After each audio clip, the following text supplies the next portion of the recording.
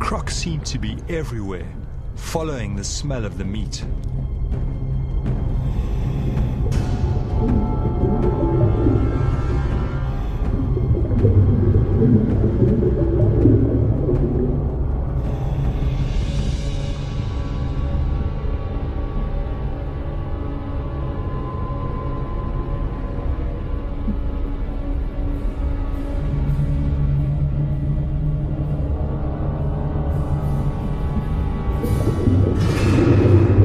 Everywhere we turn, crocodiles are waiting in places where the current is least strong.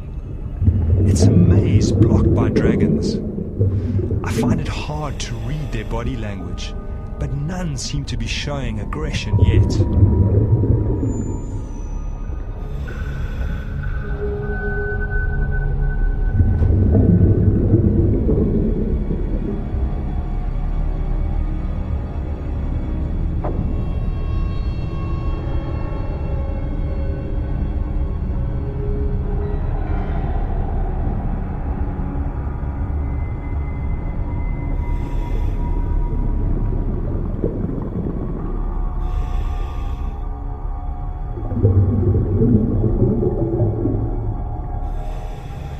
We will have to go around. There are just too many here.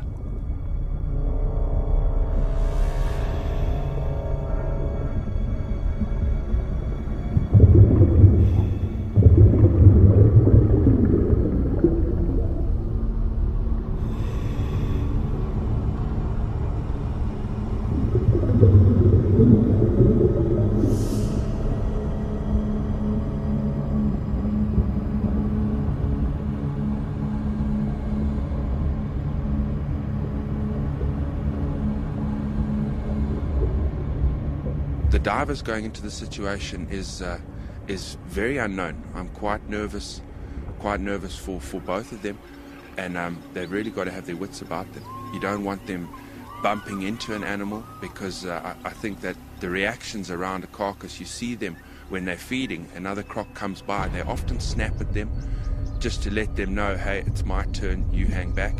If the diver comes across as possibly another crocodile coming in, there's a dangerous situation. Plus, you know, they're looking for food now. They can smell it. They know it's there. So, yeah, the guys, it's a very nervous situation.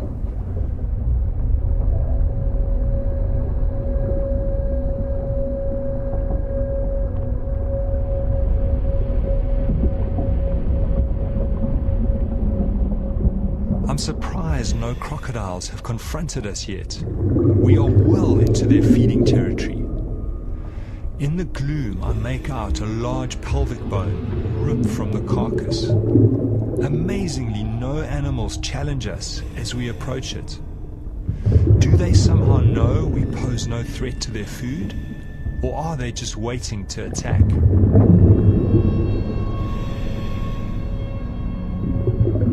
A lot of the meat has been shredded, and the animal has been gutted.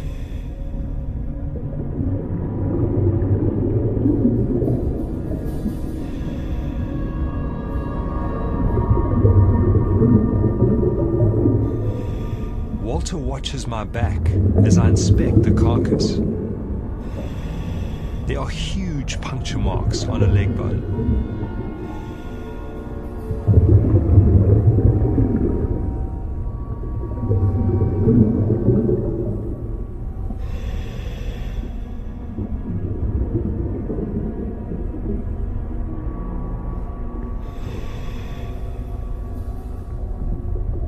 As Walter swims to the side, he sees a huge animal within a few feet of the carcass, watching us, waiting, assessing. The biggest challenge lies ahead. It's time to get back to the boat through the mounting circle of crocodiles, and somehow we have to appear confident, give no sense of being prey.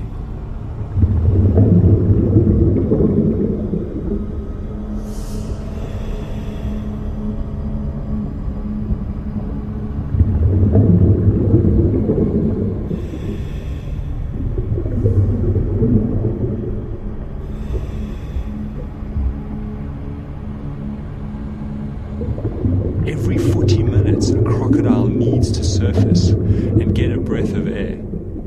Walter is telling me his plan: to swim underneath as soon as the next crocodile goes up for a breath.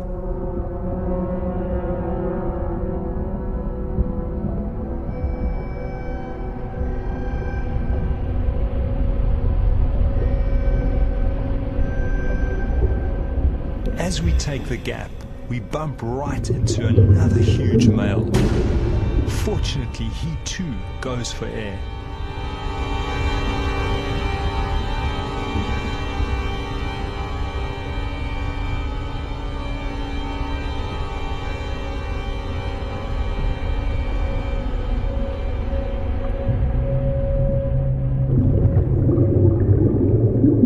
As we swim through the maze of crocodiles, the strangest thing happens. We bump right up against another big animal. Unlike the others, he does not move. This animal is completely aware of our presence, but somehow accepting. Walter's unusual sense with big predators kicks in. I watch in awe and fear as Walter gently strokes the dragon's tail.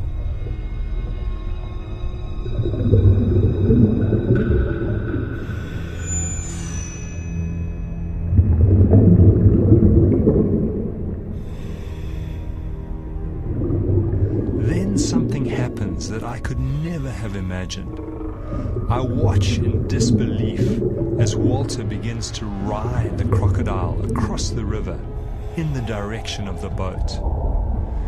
Even though the crocodile is slowed by Walter's heavy weight, it does not shake him off or attack. It feels like I'm watching some strange fairy tale as Walter rides the crocodile some 50 meters across the river. I have no explanation for why a predator allows such intimate behavior.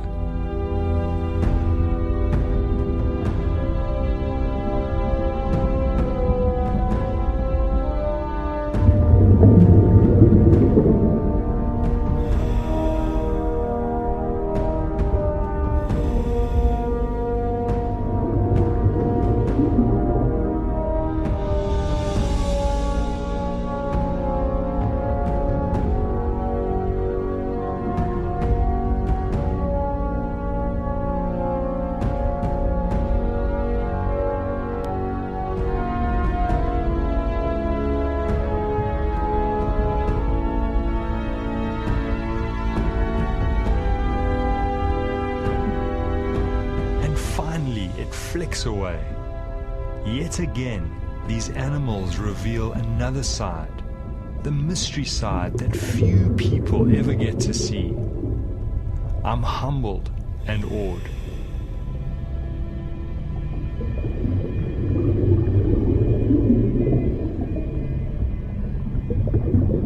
Yeah, you get a feeling with some animals, they will let you interact with them, let you touch them, others won't.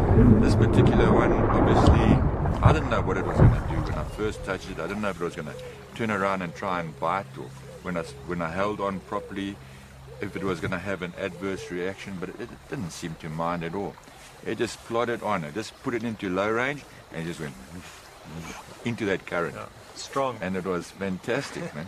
I think you got away lightly, to be honest. I mean, I've caught small crocs and other reptiles like snakes, pythons, where I've grabbed them by the tail and had them whip around and try and bite the disturbance behind them. So that's always what I've thought. If you do that, if you try and grab a croc by its tail, it could very well swing around and bite you. So I'd be very cautious if you, in future, I wouldn't try that too often.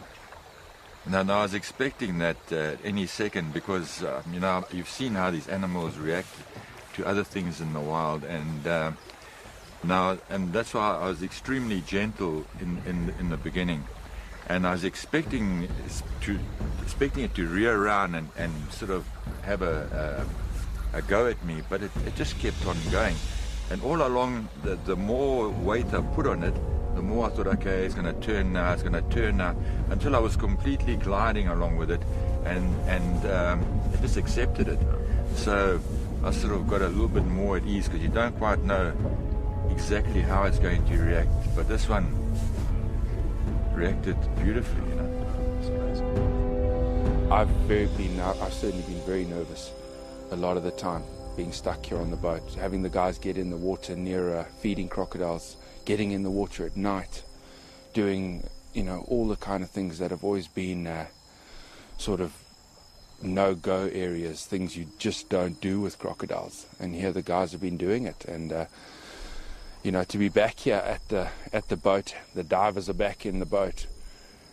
They've got some stuff, they've seen some amazing things, they've learnt a lot.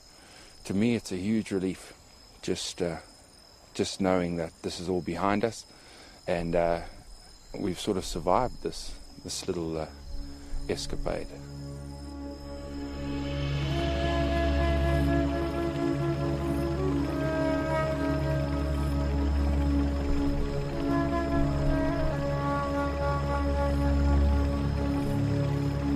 You got to accept it, that coming out of the experience, you're not going to be the same as you went in. Something shifted, but it's certainly I'm not the same person when I go home in a day's time. Well, I think when we first started diving with these animals, you know, the whole thing was, would they eat us or not? And having kind of broken through that barrier, as it were, and realizing that underwater, that you're not prey, that's just broadened my whole perception of how intelligent these animals actually are.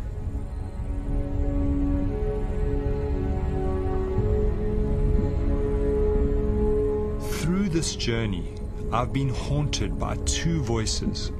One telling me I was going to be ripped apart, another telling me these animals are accepting if treated right.